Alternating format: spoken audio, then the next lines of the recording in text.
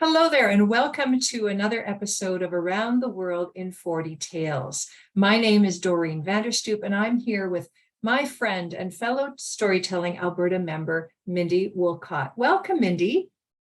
Hi, Doreen. Thanks for having me. Welcome to you too. Thank you. Thank you for doing your second story gift for our 40th anniversary. That is a very generous thing to do, and I appreciate it. You're welcome. I love this story, so it's not hard to share.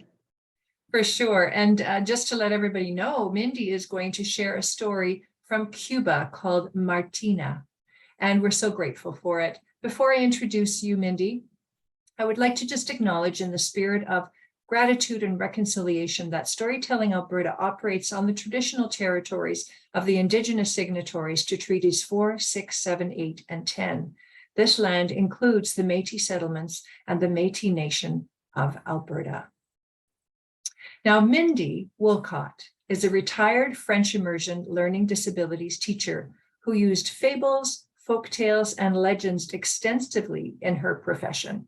She values the emotional connection that the sharing of stories now brings to her and her 6 grandchildren. Mindy, please go ahead and take it away. Thank you, Doreen. This story is called Martina, the Beautiful Cockroach. Martina was a beautiful cockroach. She lived with her large extended family in an apartment in Havana, Cuba. And when she turned 21 days old, her papa deemed that she should seek a suitor for marriage. She would offer her foot in marriage.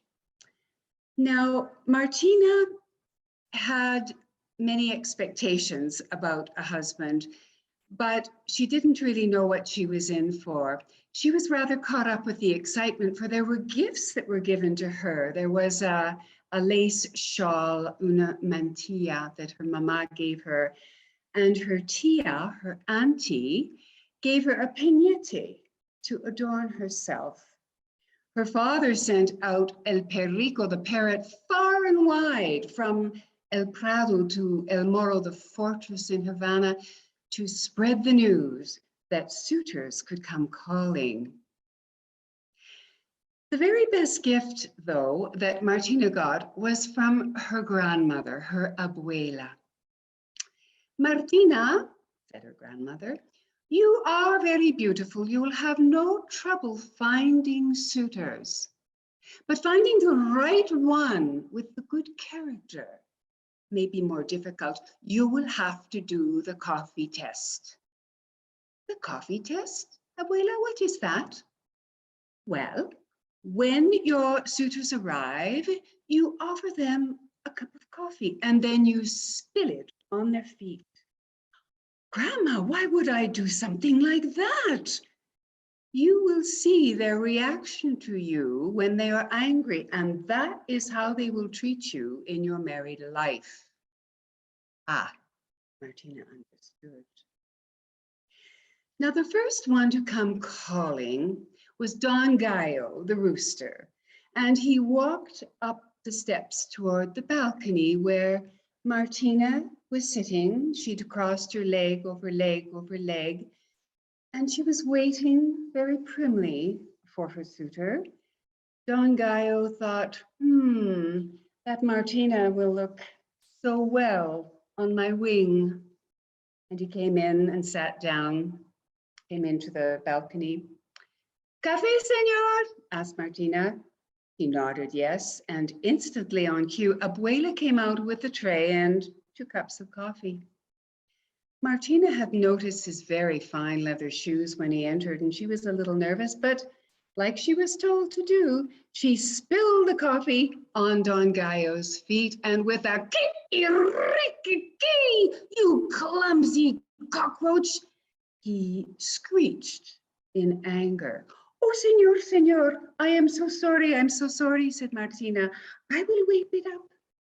When you are my wife, said Don Gallo, I will teach you manners, and you will learn them.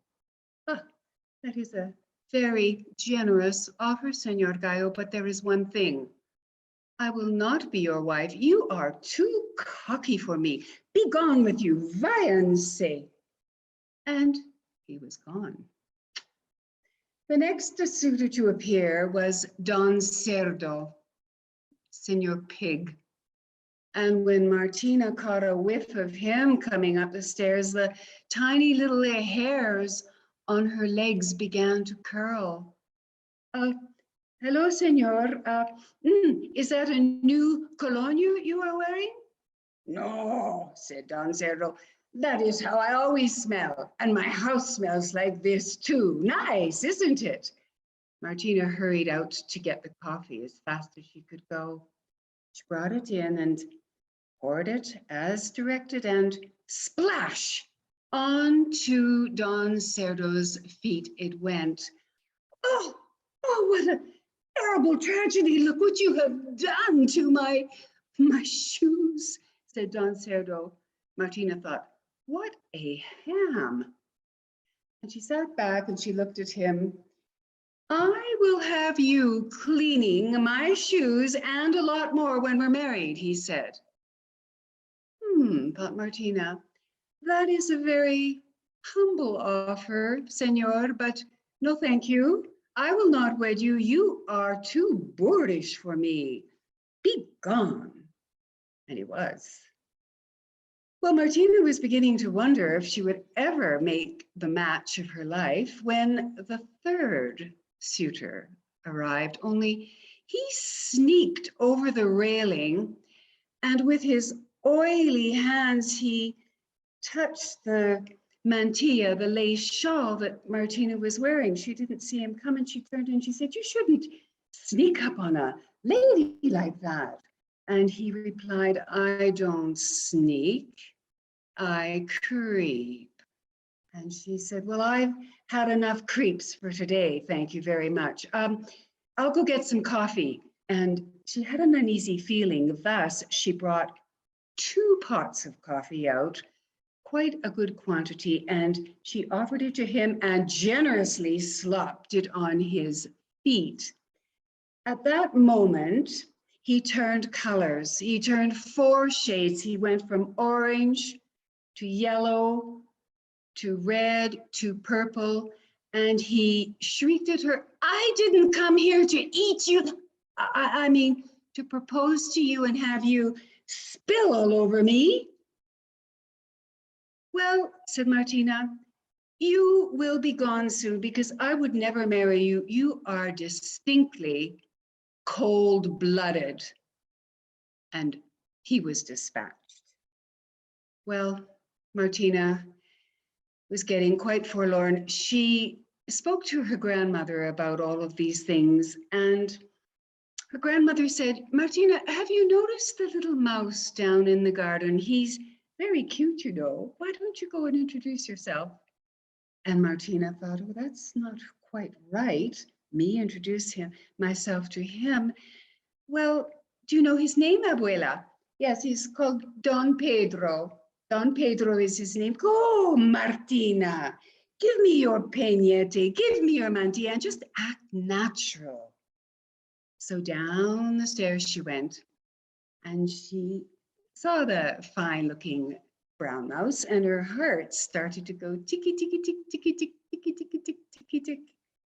And she said, hello, I am, and Don Pedro replied, Martina Josefina Catalina Cucaracha. And she laughed. She said, am I beautiful? Am I beautiful, Don Pedro? And he said, you know, my eyes are very, very poor. All this work in the soil, but I hear from your voice that you are kind and true, and your reputation is very good. So you are beautiful to me. And Martina's heart went tickety, tickety, tickety, tickety, tickety, tickety. She did not want to offer coffee to Don Pedro. But then she heard her grandmother calling from the balcony, Martina, no te olvides el café, don't forget the coffee. And Martina nodded and waved for her abuela to bring the coffee down.